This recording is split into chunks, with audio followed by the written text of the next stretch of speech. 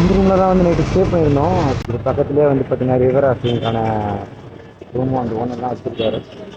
எனக்கு தெரிஞ்சு one of the best ஸ்டேன்னு சொல்லுவேன். ஏன்னா நிறைய இடத்துல வந்து இங்கிலீஷ் பேசவே முடியாது, யாருக்கும் இங்கிலீஷே அந்தளவுக்கு கன்வே பண்ண முடியாது.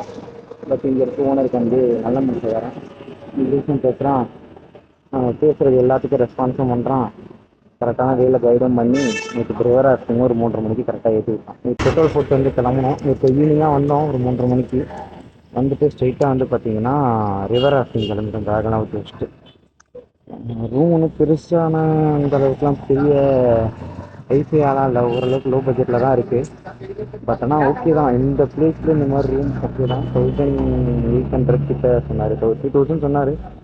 But south Indian peoples ice வச்சு 2000 சொன்னார். சரி ஓகே. இன்னைக்கு 19 ஸ்டார்ட் ஆகுது. ஸோ பெட்ரோல் போட்டு ஆரம்பி